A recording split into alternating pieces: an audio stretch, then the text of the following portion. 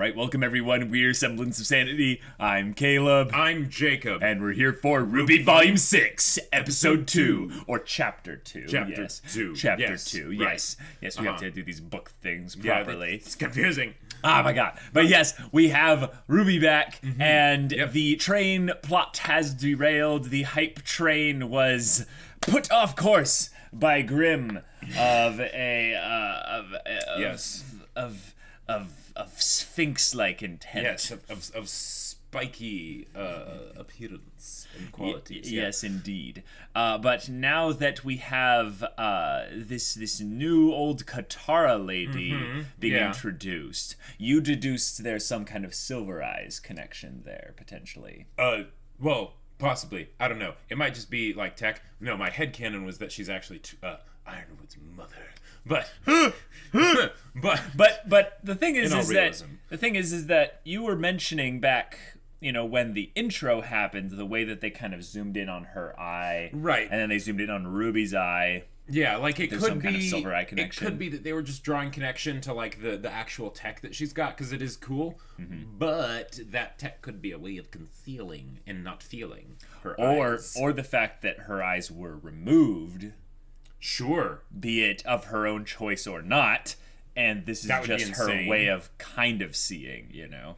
Sure. I mean, Atlas has crazy technology, so that'll be a cool thing to get into. But also we have the relic.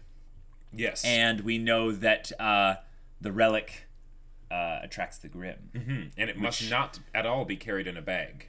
Yes. So there's a couple things that I feel like are kind of a bit of a problem with that relic being, you know, kind of so carelessly talked about and brought around and stuff. So we need to talk to Ozpin about all that. Yeah, maybe get a bag of holding, you know? Yes, a bag of holding for sure. Yeah. Like a little pocket dimension we can carry around, like that place where the relic was. Ozpin can totally do that. Ozpin can totally do that, yeah, for sure.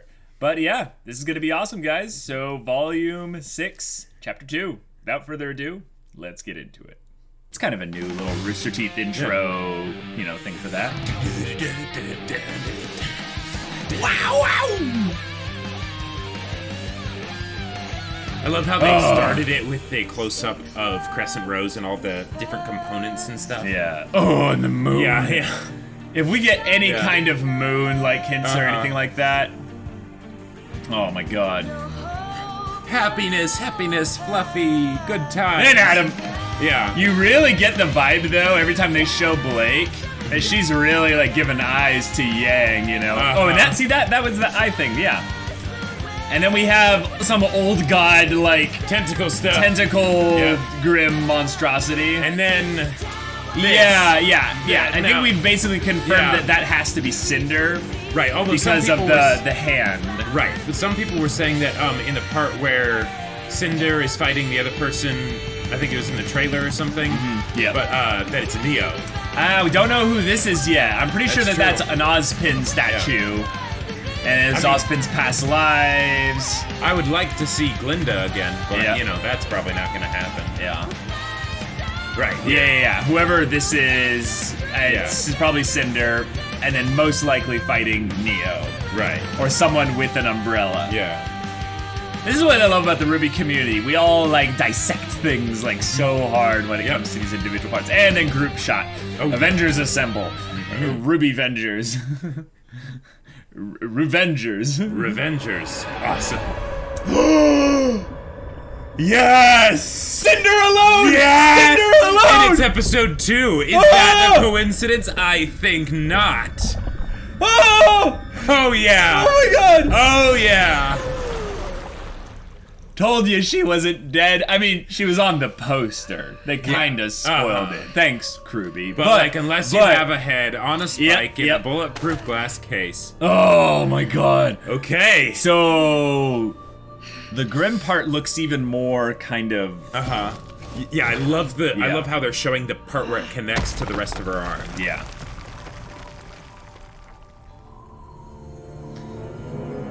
Oh, look at... did you see in that shot from behind? She looked kind of like RWBY. Yes. Did you notice that? Well, and actually, okay, one of the things about RWBY's hair is that it's not cut evenly, right? It's Right. longer at the front, which they have here, and they use that as the way to cover Oh, I'm her so eye. hyped for a Cinder Alone. We Oh, man. freaking called it, dude. We called it so long ago. Cinder Oh, yeah. Alone. Cinder Alone. I can already, like, I get the feeling this is going to be my favorite episode of the volume. Like, Yeah. Are you okay? Oh. Oh. Rip. Where did you? Rest in peace. Yeah. I'm so sorry. You Give me your clothes. Give me your face, like give me your arm, or like. We need to take Yeah, the relic but the to clothes Atlas? match the person That's from the what intro. Oz said. You've got to be joking. I mean, bright side, we finally get out of this house. Hey, volume And 5 trust jab, me, I'm not nice. crazy about it either. And without the Spring Maiden here to seal the relic back in its vault, it's our best option. Atlas may be the safest kingdom we have at the moment, but their borders are closed. General Ironwood called everyone back. Yeah, Not recap. everyone. The city of Argus is a ways north of us, and it's the primary trading port between Anima and Solitas. They've got the largest Atlas military base outside of the kingdom. There's no way they'd leave it abandoned, and It's probably where winter playing is. cards right. Oh. I think there's a good chance we could convince them to escort us straight to Ironwood. I mean, Okay. we do have the missing heiress to the Schnee Dust Company. Ex-heiress, actually. True, true. But if there's a chance of reward money, I say we go for it. Hopefully the first option will suffice. Is that a coloring problem, or does Yang have Glad like to a see glove you're over her feeling better. metal arm? I Likewise. think it's a glove, yeah. And Okay. while I'm sure we could all use more time to recover, I'm afraid time is of the essence. Right. As long as that thing's out in the open, its power could fall into the wrong hands. Speaking of, Wait, what does it do exactly? Crow never really told us. I'm Oh. sorry. We'll get into exposition later in the volume. Of course, Oh, the Relic of Knowledge has a wonderful and incredibly dangerous ability. it can enlarge itself. Its user can ask It's like any the One question, Ring. and the lamp will provide an answer. Oh my god. It, Okay. Intriguing. And it can That's float. incredible. Indeed. However, it's not without drawbacks. Oh, The lamp cannot yeah. tell you of events that have yet to happen, Oh. and it will only ever answer 3 questions every 100 years. Oh. Oh, okay. Well, What's Yang's favorite food? I What's her guess favorite that's color? not so bad. Adds a lot of pressure, though. Then let's put it to a food. Oh my What do god, we ask Nora. for? Oh, can we ask for more questions? Ah! Can we ask for more questions? They're not wishes. I'm afraid you won't be able to ask it anything at the moment. The questions were used before I sealed it away. Oh, okay. That Well, makes sense. At least now we know what it is. I kind Be of sure to keep it safe. I kind of feel like he would be constantly going back and unsealing it though to ask questions. Sure. So I don't really Great. fully buy the Just I use all the great. questions thing. We're stranded. We lost a third of our party, and we have gained a defenseless old lady. My name is Maria Caravera, and Ah. I'm not defenseless. I'm just a little hard of hearing. This I skull love her. staff isn't for Without show. my eyes that are in desperate need of repair. Okay, I'm starting to see your point. Yang. I love her already. Will Yeah. ya? If we lose our cool now, we'll just be inviting even more Grim. Does that even matter? Apparently, we've been attracting Grimm since we left Haven. Oh, and how could I forget about that? What happened to no more lies and half-truths? Yeah. I think it's time we got an explanation. I did not lie to you. Well, you certainly didn't tell us everything about the relic. Please, now is not the time. This lady's Past like, that. what the hell is Oh, happening? Yeah, no, yeah. Still not telling us everything. It is I like they true that juxtapose the Grimm two are groups. attracted to the relics. It's faint but undeniable. Old people, I young believe it people. has to do with Yep. their origin, but I'm not entirely sure. Regardless, Ooh, I think okay. that making you all aware would only add anxiety and negativity. It seems like the safer option. You know, I'm getting real tired of people choosing what's best for me. Is that why you chose to lie to everyone about Lionheart too? Yes, as a matter of fact, I believed the kingdom of Mistral deserved better than the truth. And I believed Leonardo deserved to be remembered for his lifetime of service. Can't hear not you. the Stop walking unfortunate away. missteps he made in his final years. Missteps? What Professor Lionheart did was reprehensible. I am not here to argue differently. But does one lapse in judgment truly negate all of his good? Do we not all have regrets? Oh. You may have met Professor Lionheart. He's talking about Never met himself. the man Yeah. first Before Salem found him. I have made more Look, mistakes than we're any supposed to be man, in this woman, or together. child on this You can planet. trust us. We're not gonna turn our backs on you. Do you really think Leo was the first? Oh, that's good. Oh, That's really good. He didn't say That's those really exact good. same words to me. Whoa. Okay. I'm sorry, but you have to understand that my behaviors are backed by experience. A lot By of I'm not experience. saying A lot that I of have reasons to think backstory. you will betray Yeah, me. yeah. I'm saying that I have reasons for the things that I do, the secrets I keep. The reason I... Where's the relic? Right here. It got scattered in the crash. Please, hand it over. Give me the one ring. Yeah. So all those times you talked about having faith in humanity, that was just for everyone else? Oh. Whoa. That's not what I meant to suggest. Although there's a difference between faith in Rose, humanity and The relic is a powerful not being item, and I cautious. simply feel as though it is my burden to bear. But you said it couldn't do anything right now. Why does it matter who carries it? I need you to listen to me. Whoa. Oz? Hurry. He's trying to stop you. Stop her from what? He's afraid to find out what he's hiding. Whoa. Okay. I love this. This Okay. is awesome. It's Djinn. Say her name to summon her. Her Djinn? name?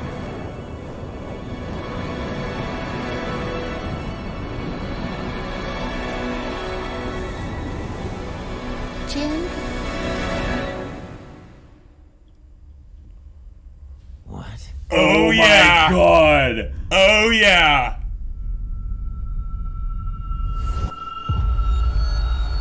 Okay. Oh, wait. The blue smoke from the opening. Oh. Okay. Awesome.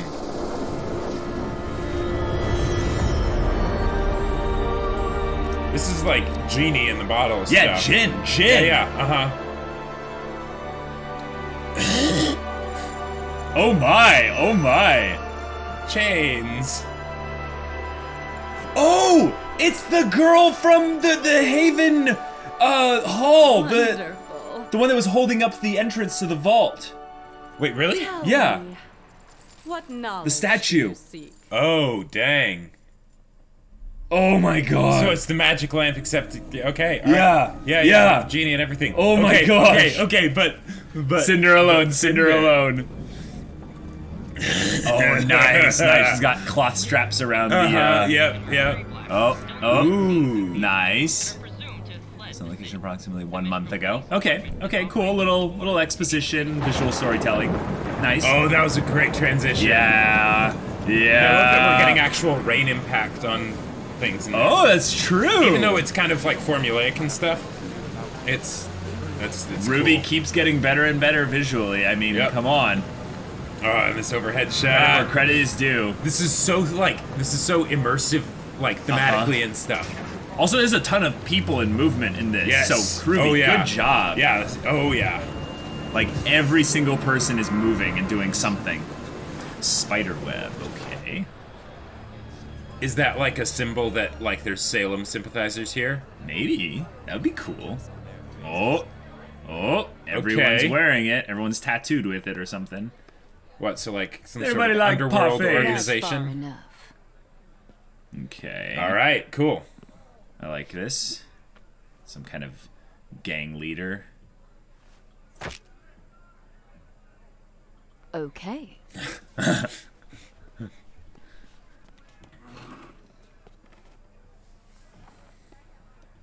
You're Little Miss Malachite? I'm Little Miss gonna skin you alive if you ever take that tone with me again. Looks like your life savings. It was somebody's. Wow, Ooh. nice. Cute. What do you want for it? I'm looking for these travelers. Wow.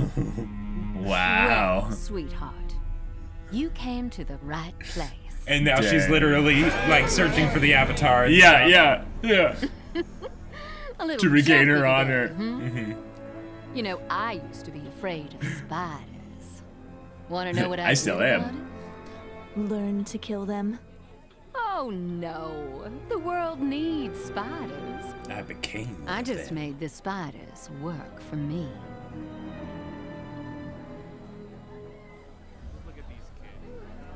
Oh, everyone in here. Uh-huh. Everyone. Yeah. Give us a week. We'll find your travelers.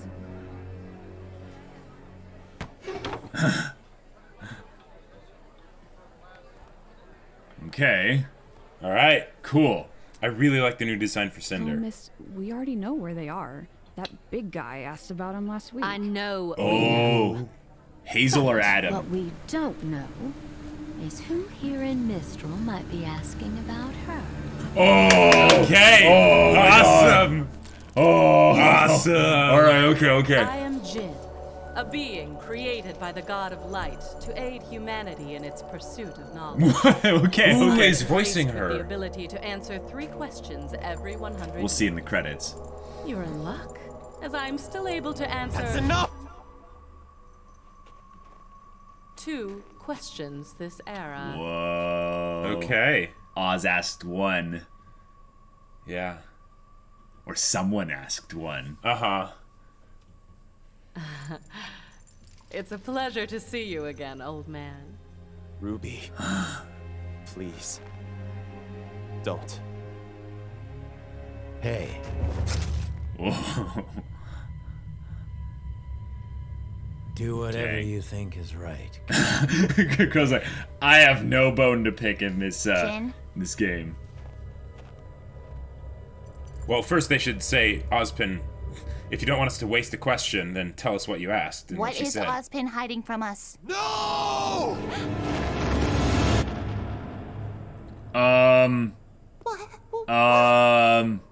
Okay! Awesome! Weiss? Yay! What? Oh! Blake! Now they could have... Okay, well, that's... Alright. Yang! Once upon a time. Oh, okay. I Oh, thought this was is an amazing. Ozpin There stood ability a or lonely something. tower, And it's literally like the Ozpin, like, City of Oz. sheltered a lonely girl. Yeah. Okay. Named Salem. Oh my god. Oh my god. Okay. Wow. Okay. Wow. All right. Yeah. I Oh, am, man. I am so Oh, man. tight right Oh, now. Like this- everything is just Yes. Okay. Yes. This Yes. is good. All right. This is Who's good stuff. Okay, we'll Okay, we'll oh, check man. We'll check back in Yeah, between yeah. Who voiced her. But oh my gosh, this is incredible. She yeah. Wow. Like I did not expect this No, me episode neither. to have all the things in it that it did. Oh my god. Wow. Ah. Okay, all right. Here we go. Yep. This is yep. it's going to be a volume. Oh yeah. my god. Oh, this yeah. was an episode. This is so good. They are basically saying like, all right, we've good. got a list of cool things we want to show. Yeah. Let's just do like 5 of them in one episode and uh-huh. tease like 3 more. Yep. Oh yeah. Holy Oh, crap. yeah. So there are some huge things to go into discussion-wise here. Let's go Yes. through this as linearly as possible. Sure. Let's just do Cinder. Cinder. Cinder Alone. Cinder Alone. It's happening. We're getting it. It's not just one episode. Right. It's an arc. Ongoing arc. Like she is book 2 Zuko right now. She is trying to find the silver-eyed girl to regain her honor. And she is still relatively loyal to Salem. Right, and they're also doing the thing of her hiding her identity, which is great. Like, that was one of the best parts about Zuko Alone. You know, that whole angle that they played there. She's dealing with the underbelly and all that stuff. So there's this cool. They did a great job as far as showing goes to establish this faction of the spiders. Yeah. And this is probably the best Mistral development we've gotten in the show. Right. Ever. Which is funny because, like, the main plot isn't even in Mistral. Right. So, but Volume 5 spent an entire volume in Mistral. Exactly. And we never really got world building like this comparatively. Yeah, because it was always telling, and it was always focusing on the plot of the characters in the grander scheme of things, as opposed to what this is, which is something that is personal. It's something that's focused on one character, and it's focusing on one character while they are basically getting the contradiction of a lifetime and the development that we've always been hoping to see from any characters in this show. Yes, and specifically to a character that doesn't really have any development. Right. Cinder as a character was very one note and had vague. In fact, her friends, Emerald and Mercury, were more interesting than her on a character side of things because they actually had backstory and context and motivation. It seemed slightly. Cinder's is one that she feels like an avatar of Salem's spite. Right. And this is the thing. Do you remember when Cinder gave her speech in Volume 3? Yep. She kind of chastised men in power. Yeah. And this is funny because now we're getting Salem backstory.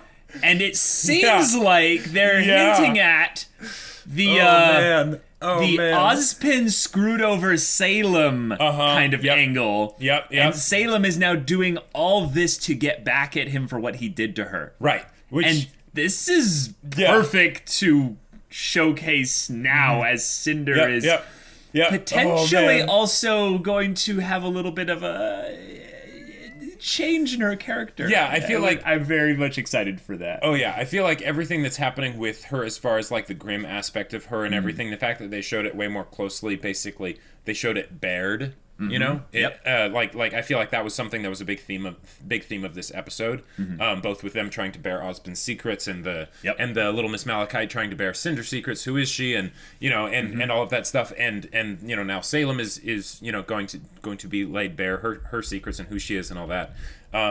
Because I think with the opening, it's almost guaranteed that Cinder is going to be encountering someone looking for her. And if that is Neo, we can extrapolate that. Exactly, yeah. This is going to be something where it's not like one of them fights the other, or one of them defeats the other, and then that storyline is over. It's more like... Yeah, there's character motivation behind a conflict like that. So that will be something that will be so good to see. So good to see.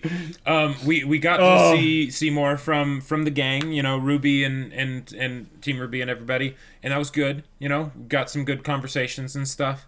Well, the big thing, was specifically that Team Ruby, they really don't have like a lot of trust in Ozpin, and I don't think he really deserves as much. He maybe deserves some respect because of his, you know, the length of time he spent fighting this, but they're hinting at him starting the conflict, at least between these two at all. So guys, this is the like Ozpin is not a good guy storyline essentially coming to fruition.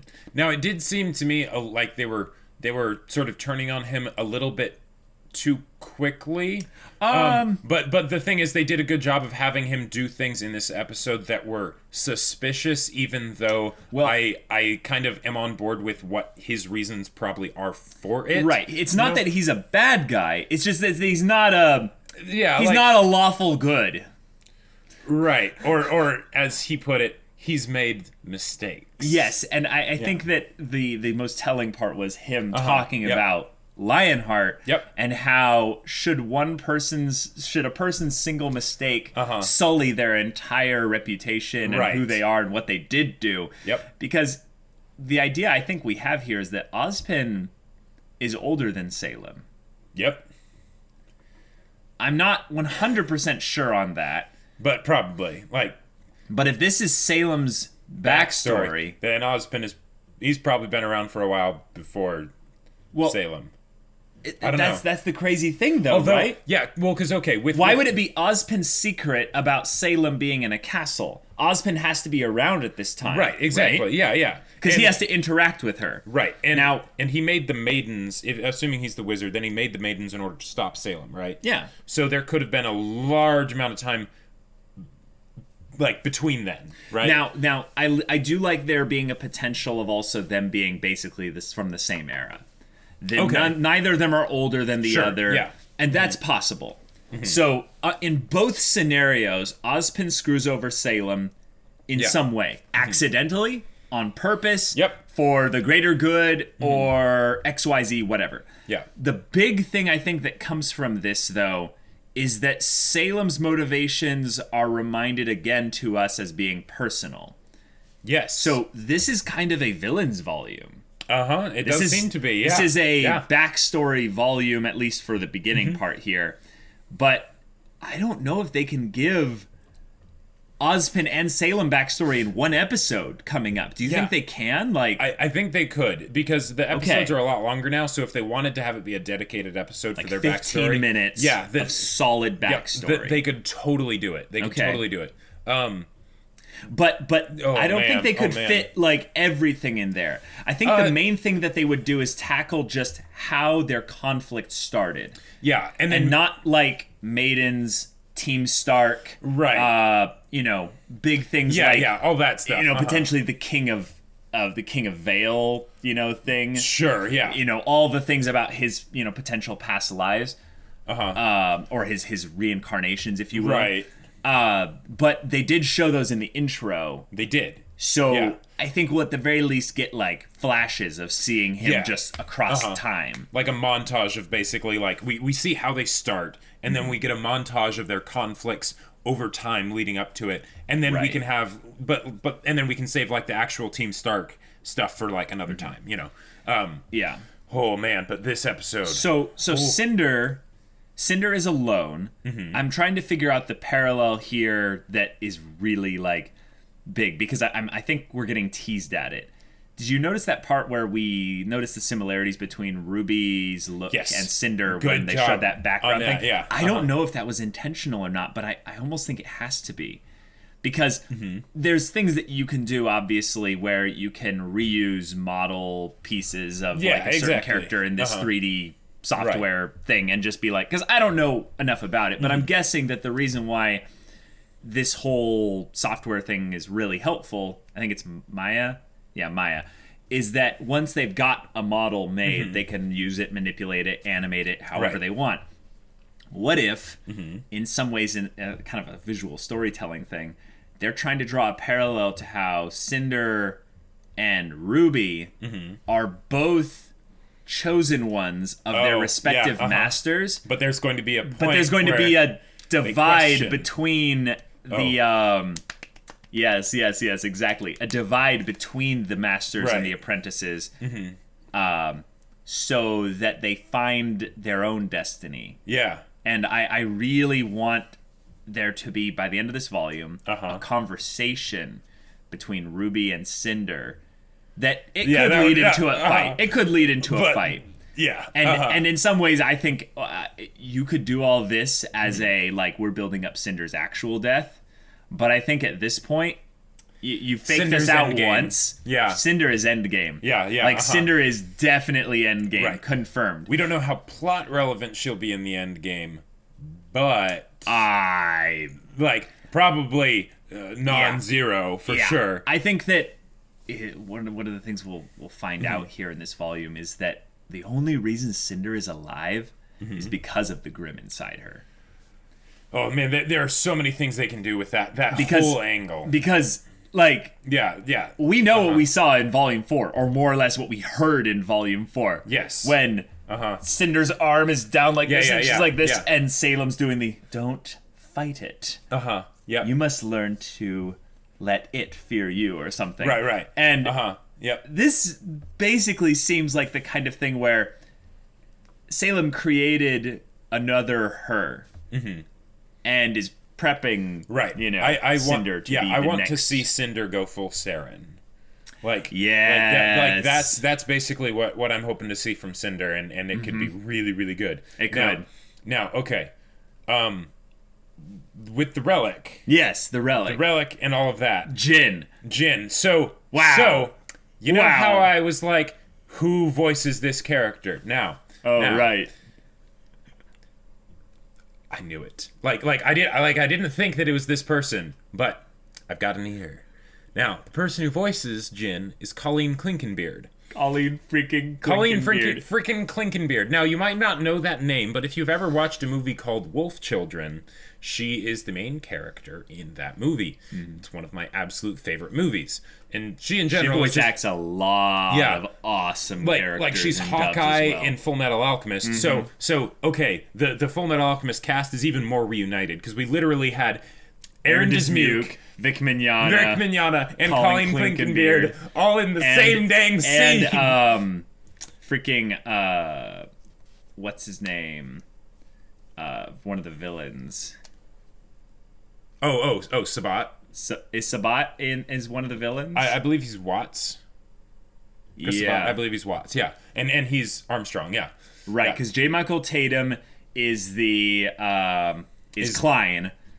Right. Yeah, and J. Michael Tatum isn't he Ling or no.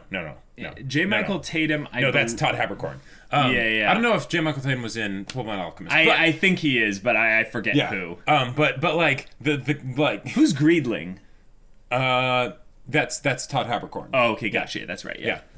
But oh man, like reunion and it's just it's so fantastic. It just keeps getting better and better. Keeps getting better. And like Colleen Clinkenbeard is just one of my favorite like voice actors or voice actresses just out there. So the fact that like she's in here too is really cool because she doesn't do a lot of voice work now. Totally. Like she doesn't. She just doesn't do it very often. So the fact they got her is really, really cool. I have an interesting thought, Jacob. Yeah. The relic has had a question asked in the last 100 years. Yes. What if it wasn't Ozpin that asked the question? What if it was like Salem? Or no, because then she'd have the relic. Or maybe Summer? Who really doubts Ozpin the most in this show? It's on the good guy's side, kind of. Taiyang. No. It's Raven. Oh. Who has access to the relic because they're the Spring Maiden. Oh. So you think that she used it before she brought it out? Or no. Well, I think that... Because Ozpin probably would have been like, what? Well, no, I think that the main theory is that Ozpin asked a question. Probably. And we're going to find out what that question was in the next episode. Crack theory is that Raven asked a question. Yeah, that... The thing is, I feel like that if she did, she would have told them. Right. She knows what Ozpin's done. Well, and she wouldn't have necessarily any way of activating the relic. Because even though she was able to get access to it... She wouldn't necessarily know the name Djinn. Right. Yeah. Yeah, I think that's possible. I do think, though, there's a very real chance that... well, we don't know if Ozpin knew that... No, I don't think Ozpin knew that Raven was the Spring Maiden. By the way, that's another good point. Did you notice when they were like, and we don't have the Spring Maiden to seal the relic back, and Yang gives a look I think Yang is keeping that a secret. And more or less, it's literally only Yang that knows that information. Which is pretty crazy. Because you know what that means? When people... asked her about what happened down there, she had to come up with some kind of a story. So she's lying to not only Ozpin or Crow, she's hiding this from her team, probably. And also, when Cinder comes back, she'll know that information. And she can use it in some way. Sure. Yeah, and that could just make the conversation between Cinder and RWBY even more interesting. Yeah. I really love everything that they're deciding to do by starting things off with a dual plot line. Basically having Team RWBY jumping around through different kind of contexts and little minor jumps back into Volume 5 stuff, and then into the past with Djinn, and then with Cinder being the other side of the plot, what they can do is just rope in every other basically villain side character thing that they want from there. Because the spider, Little Miss Malachite, she said that there was a big guy that asked about them. Which now, that's not necessarily Hazel. Any specific person. Yes. Yeah. It could be Hazel. He's could big. Also be Adam. Yeah. It could also be Adam because Adam is very tall. Yep. So big doesn't necessarily mean Hazel. It doesn't necessarily mean Adam. Right. And I don't even think it necessarily means either of them. If we were to think about who else could it be? I mean, no. I guess it would have to be a new character at that point. Like because it's not like Blake's dad would be over here. True. I don't think he would also go to these people to find out. Yeah, exactly. Yeah, he would go through more conventional means. So it's Hazel or Adam. Adam was seen on the train. So we don't know if that was like actually him or like whatnot. But yeah, we do know that there is the possibility that it's Adam because Adam is the one that got the character short. He is the one that got the I slaughtered all the White Fang in the throne room scene. And if it is Adam, that could explain why he was on the train, because we don't know necessarily, like, because they might have said, I think they said it was like, no, that's right. Another person came through. They said it would take a week, but that was just so they could find out who Cinder is. I don't think they actually said when the big guy came through. So it could be almost any time in the last month. Right, which would definitely explain why he was on the train. Yeah, it would give plenty of time for him to get there. Now, if it's Hazel, what that means also potentially is that Hazel is with Emerald and Mercury still. Remember from the last thing? Okay, yeah. I mean, they don't have to be. They don't have to be, but because they didn't say the big guy and the two others. Oh, did they say and the two others? No, they didn't. Oh, okay. My point is they said that the big guy is asking about her. They could have sent in Hazel alone. And that would have been fine and stuff. And Emerald and Mercury are trying to get revenge for Cinder, you know? Sure. But I think it's more likely that it's Adam now. Yeah, I mean, oh man. I think it's almost 100% Adam because they just said the big guy. Oh, they didn't say those other three with the big guy. Those two with the big guy. You know? And I think the reason that they said the big guy specifically is kind of a bit of misdirection because Hazel's the biggest guy. Yeah, but. I mean, and they could do some cool narrative things with him there because like he could be trying to recover the relic, you know, right? Like that could be really good. However. We've seen two for two, episode-wise, of having an episode that shows little bits of a previously villain antagonistic character that has their world crumble around them, had a lot of power, and is now on the outs, and like, you know, and basically showing a bit of their story. Now, so that could be aligned interests, which would be very interesting because, like, imagine Adam and Cinder with maybe Neo. And they're going after like Ruby and all them. That would be pretty crazy. Not just from the standpoint of like narratively and like their abilities and how terrifying they would be, but also just how would they interact with each other? Like what would their conversations be like? What would they be? Because they had a very particular relationship before, right? Right. So now having them both, because they're both very proud, and having them both have both these very proud individuals be together as they have been cast down, right? Fallen from grace and all of that. Yep. Juicy stuff to be had there. Yeah. I think specifically the biggest thing coming for us is this whole Salem backstory bit. Yeah. You said like, it's like the Castle of Oz. And I was like, oh my God, that's brilliant. What if the whole Ozpin name or whatever comes more so from a family thing?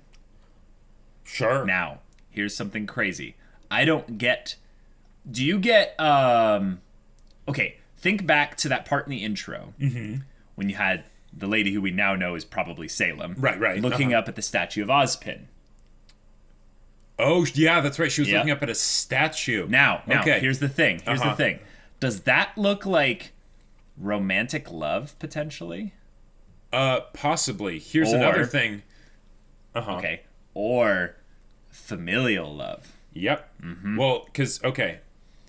We've seen that happen in an opening once before. Yes. With Jean, another blonde character, right? Looking up at a statue. And now, we don't know for sure. It could have just been talking about, Jean basically being nervous about being a huntsman, himself and the whole call to action being a hero. Right. Or those could be his ancestors, right?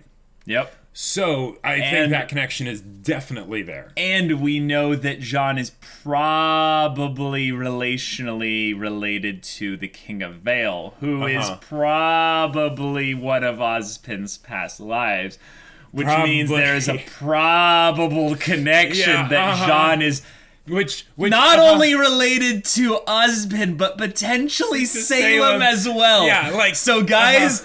Episode 2 just potentially blew this universe wide open with possibilities. So you're saying Jean's big aura has been passed down the Ozpin family for generations and generations. Okay. That was the whole joke. Was remember last episode? Yeah. Or I don't remember where it was. I think it was either in the intro discussion or in the last episode's discussion. I was like, I wonder if Ozpin has kids running around out there. Yep. The idea of him being this all-powerful being, right? Yep. He probably have kids and stuff. Yeah. John being a descendant, that kind of makes sense. Now, here's an even crazier thing, though. I actually now just realized something that they could it's a very mature theme and subject. It doesn't have to be limited to just this, but this could be an aspect of it. Do you think Salem can procreate? That is an excellent question. Yeah. Now an excellent question. I'm gonna poke at this even further. Do you think that in some ways, because Salem makes Grimm, that makes her like the Grimm mother? Sure. Yeah. I mean the whole Kerrigan Borg Queen. There's a whole lot of stories that do that. But wouldn't it be even more apropos in that the reason why she even thinks of herself in that way at even the slightest is just because she can't actually have her own human kids because of the fact that she's Grimm. Hey, sure. Thing. Yeah. I'm just spitballing, throwing theories out there. There's a lot of ways in which she could effectively have been dealt a bad hand or screwed over by Ozpin that don't correlate directly or don't correlate exactly to I'm now ugly and horrifically mutated or something. Yeah. One of the things that this made me think of. Okay. So there's the whole connection potentially with Jean. Yes. Now, we know that he has 7 sisters. Yes.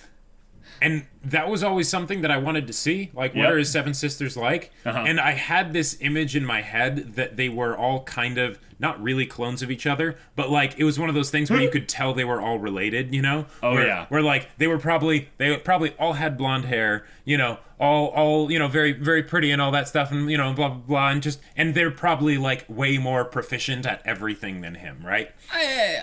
Like, sure, okay. That was just a headcanon that I had. Now, when I saw this character, especially like this episode when they started to show her in the castle and everything, right? It made me think that kind of looks like what I would expect one of Jean's sisters to look like. Yeah. So I mean that is a very tenuous like connection there. But I'm just saying. Yeah, like now okay, here's a question. If there are lots of different relations that they could go at as an angle for Ozpin and Salem. They could go for the romantic relationship. They could go for brother and sister, parent-child. There's Now here's the thing. Those 3 all have direct ties to our main cast of girls. Siblings, Ruby and Yang. Romantic relationship, Blake and Adam. Parental relationship, Weiss and her dad. Well, there's a bunch of parental relationships. Well, yeah. That's true. But yeah, definitely a bunch of parental relationships. But like, you know, the super negative one. Yeah, the not so good ones. Yeah. Now, how do they describe Salem? They said it was a very shy girl. I don't know. Or very quiet, timid girl. I can't remember if they actually described her personality. I think they did. But they said something about her being like basically like quiet. Mm-hmm. Well, at the very least, she was trapped in a tower or something like that. Trapped. Yeah, I don't know if they specifically said trapped, but in a tower, there's the connotations of the princess, you know, almost like I wouldn't be surprised. A fairy tale. I wouldn't be surprised if they even tried to go for like the almost like Rapunzel route. There's a ton of them. Because there is a ton that they could do. Now, this confirms that she is not actually Summer, which I'm very happy about. I'm very glad about. I'm very glad, because that would have been too easy. Mm-hmm. It would have been way too easy. Yep. But oh man, it doesn't necessarily throw away the idea that Salem, like, okay, because my weird theory with the whole Salem Summer thing is more so that Salem possessed Summer. Basically like possessed Summer. Sure. And that the Salem name is what just kind of choosing to have as the name because it was her original name, now that we know that Salem was a person there. But the actual body, the actual physical body, instead of being, that's a potential idea, is that Ozpin is a body hopper, right? Yep. So is Salem. Right. And also, if you think about it, that ties in very well with the connection of her name, because Salem, the Salem witch trials, the witch hunt, who's a witch, right? We don't know. It could be anybody. It doesn't matter, you know, about the actual person and what they look like. There might be some other aspect to them that ties in very well with this. Now, okay. With how they set up everything for Ozpin this episode and the conflict with Team RWBY and everybody, I really like how they did it, because the reactions of Team RWBY aside, like, I feel like it would have taken a little bit longer for them to get to there naturally, but they've done a good job over time, and they're keeping things expedited, so good. And there's other things that have been built up to exactly, this. Yeah. But with Ozpin, the way he talked about it, that was one of the things that I found very interesting, because it was a direct, you know, callback, like hardcore, to the idea that Ozpin has made mistakes, right? And profound mistakes. Yes. So, with the whole idea of Salem backstory, now, this might be kind of like, the fact that they showed Salem looking up at a statue of Ozpin might be proof that Ozpin had already been around for a long time by the time that this whole thing happened. Although that could be metaphorical, because it wouldn't be a statue of Ozpin in that body, so, you know, because he would be in a different body at that time. That's a good point. Or maybe he recycles back to an original form or something like that. Who knows? Maybe there's some very minor variations that he goes through, but it's essentially everyone grows up to have the same kind of body or something. They all have this, like that same way of styling their hair or something. But or they all eventually need glasses. Right. But with Salem and Ozpin, the question that comes to mind is, how far along was Ozpin when he made the mistake with Salem? Yeah, we don't know yet. Was he already an ancient being, or were they, you know, born around the same time and they were more equals, and it was something where it's like, crap, you know, he made mistakes just like everybody makes mistakes, except he had to, you know, like live with his and all that stuff. Yeah. And the whole idea of body hopping, what if that was something that they did together? I like that. Because I just don't think it fits with her being the shy recluse in a castle. Sure. The main thing I think that we have that kind of okay, here's where I think this is. He's the wizard. Yeah. She is the fairy tale princess right now in the castle. Right, but she's about to be a witch. Well, that's the thing.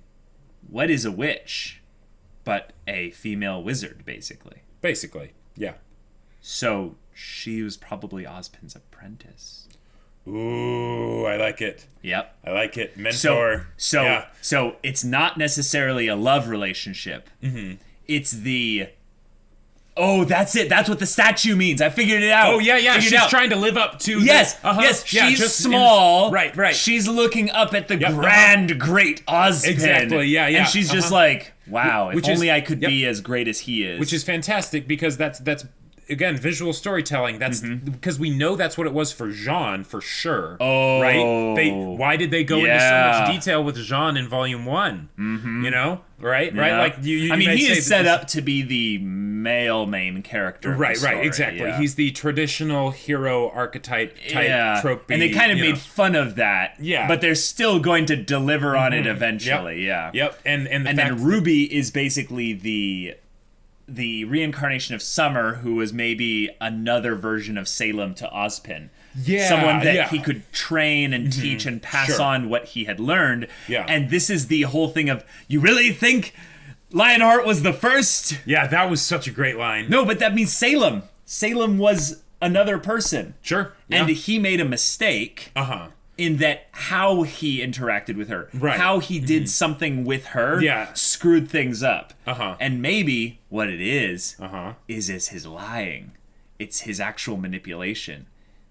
Maybe she actually was a good student. Maybe she was like, oh man, it'll be tough. Because I think this is. Do you remember the song?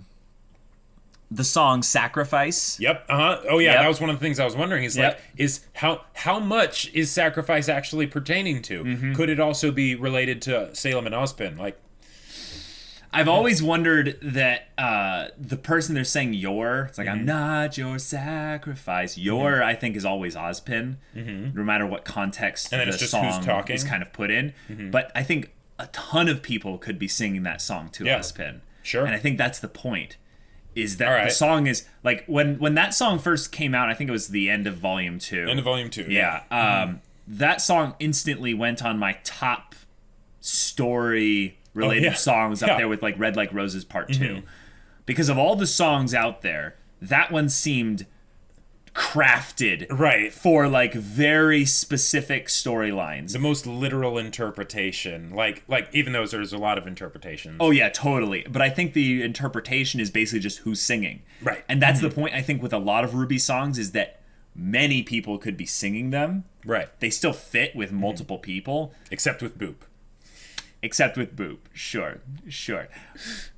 And like Bumblebee, but like, but yeah, the shipping songs basically. But the story songs, I feel like we've basically been given a hint as to what Ozpin's kind of general conflict has been like. Yeah, he has this grand, like, desire to protect the world. And maybe he was someone else's apprentice at some point. Who knows? But the point is that at some point he decided to care about the world as a whole. Like his scope of protecting people went that big. So he needed help. He can't do this alone. He starts delegating authority. He starts delegating power. He creates the maidens. He's doing all this stuff because it's important. It's necessary. And I think his fight has always been against the grim, has been against chaos, against disorder, and against the darker parts of humanity. Yeah, the fact that there's all the clockwork, like symbolism and stuff, that very much goes along with the context of order and those things. But people have their darker sides. People are not perfect. People make mistakes, and he makes mistakes. So just as much as he is a, immortal, demigod being with a crazy semblance, which the fact that he just kind of calls it his semblance, I'm like, we're gonna get into that pretty soon, aren't we? Yeah. But also that he could have he could have brought a bunch of people into his fold that over time just go jaded against him. It's not that they end up hating him or end up going into some great schism of belief and thought and the ways of protecting humanity or whatever. It's just like, no, he just lives on. Yeah, and eventually they don't. Eventually he has to give them up and throw them away for the next set of guardians. Sure. It's kind of like Doctor Who in a way, because the companions, some of them realize, wow, okay, so at this point, you're just basically done with me. And it's like, well, this was always how it's going to be. And I think in a lot of ways, some people expected maybe a little bit more from Ozpin. And they wanted him to be kind of a god to them. They wanted him to be greater than just a man. Right. And then they realize, oh, you're just a man. It's like, well, yeah, I never claimed to be anything more. And then Just he been has around to for a long time. right, and then he gets jaded as well because he's constantly losing people over and over and over and over again. To where he's now kind of like, all right, you're the next guardian. Okay, let's let's. Which makes the whole idea that he is presiding or was presiding over a school rather insidious. Oh, super insidious. Because it's basically a farm. Yep. Where he then just looks over and then cherry picks out the ones that are the best candidates. Volume 2 opening song. Yeah. Pointed at the enemy so someone else can claim a victory. I mean, it's been all throughout RWBY. Yeah. I mean, in a lot of ways, Yeah. like even his little talk in Volume 1, the most weirdly out of place talk Ozpin ever gives about, and all I see among you is wasted energy in need of purpose. You believe that, that whatever, blah, blah, blah, but it is up to you to take the first steps. Yeah. And he's basically saying, I'm tired of motivating all these stupid humans to just go and do what they need to do. Yep. But you know what? Hey, maybe some of you will actually make the decision on your own without my help. God damn it. And then he leaves the stage and Glinda's like, okay, you need to go drink more of your sippy juice and we'll talk later. Slap, slap, what the hell is wrong with you? And then I mean, Ozpin running on, frayed edges and stuff. Oh, yeah. I could see that. For any of you that have seen Groundhog Day. Oh, yes. Immortality is not necessarily it's a a curse. blessing. Oh, wait a minute. Salem is from the witch trials. Yeah. Salem witch trials.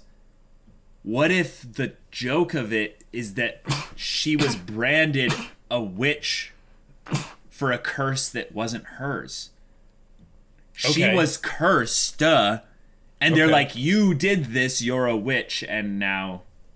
That's an oversimplification of how it can tie to the Salem witch trials reference, but I like the idea also of her, in some ways, wanting the power to help Ozpin, and Ozpin gave her too much, maybe, or basically just was like, well, okay, but you need to realize what this entails and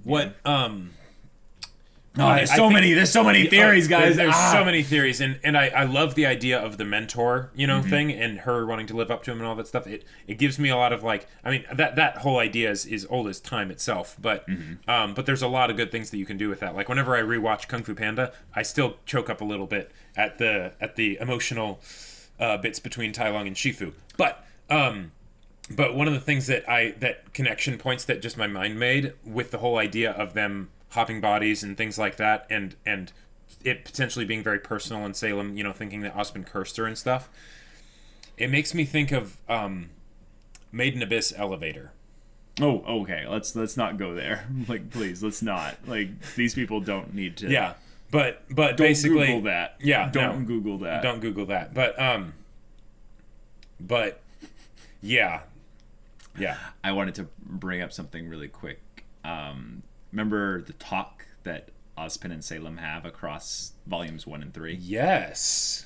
There's a little bit of context I think we're now getting because of that. There's something about Ozpin talking from the position of strength, actually, in that conversation. Yes. He says,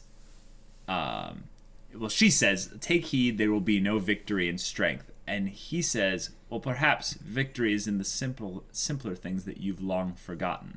Now here's the thing. Yeah. The way he's talking right there, you've long forgotten. Yeah. Which means in some ways, these are things I told you. Right. But it seems like you've forgotten them. Yeah. Why does that not sound like a mentored student? I taught you that victory comes from a smaller, more honest soul. And in some ways, that's maybe what she was. Yeah, originally. Yeah. And which I love it. Which is so great because that ties her, Salem to RWBY as well. Originally, Cinder was the real RWBY connection point. Yeah. In this story, right? But if they're able to tie, like, giving personal motivations and relatable aspects to what has until this point been basically the Dark God character. Yeah. And draw similarities between them and the main character. Uh-huh. You've got something good on your hands. Yeah, if they can pull this off, this next episode's backstory will be the equivalent of, like, episode 40 of Fullmetal Alchemist Brotherhood, you know, going full into the Xerxes. That was the other thing that I thought of. Yeah. Oh, really? Yeah. Because in a lot of ways, I see Salem as kind of like the gender-bent father of Fullmetal Alchemist and I mean, Brotherhood. the thing that we were assuming at the beginning was even like the same kind of thing that you assume in Fullmetal Alchemist. Yeah, is that it's a vessel with some kind of dark thing possessing it. That probably is related to the parental figure of the main character. Yep. Yeah. I mean, we have Tai Yang, but Crow, but the mentor also. But specifically, if you actually look a little bit deeper into that, it fits because Salem is not as interesting actually as her cronies. Yes. Although that might change now. Who knows? That might change. But totally. Yeah. But I can't deny the connections anymore. Like there is some potentially huge, big connections I would say there that I want to draw and see if I want to see if there was inspiration drawn in retrospect, like basically look back on it and see if there are any other things that go to that. But guys, this episode basically gave us the full look into probably some of the most, I don't know, because I think that this, okay, I don't want to just throw Monty's name around, but what we know is that Monty had an outline for the story. Yes. Like the ending. And probably some of the main story beats and some big character, backstory things there. Yeah. This could be one of those things that, he originally had designed. Yep. And the fact that there doesn't seem to be any connection to, if I extrapolate out from here what they're setting up, I don't see any connection to relics or maidens from this potential backstory that they're about to go into. No. I am so happy. Yeah. Because that means we're going to be focused on characters and not on plot MacGuffins and crazy god rocks. So the most I could see is basically showing Ozpin at the very end of the backstory, basically, making the maidens. No, maidens are not. I do not think maidens were that recent. Oh, okay. Oh, wait. You think that the Salem thing is way long time ago? Oh, yeah. Because didn't he say that or in the World of Remnant thing, didn't it say that the maidens were made to, it was either fight against the Grimm or fight against Salem? The thing about also the World of Remnants and also the stuff that Ozpin has said is that I can't take too much of what he's said now literally. Sure.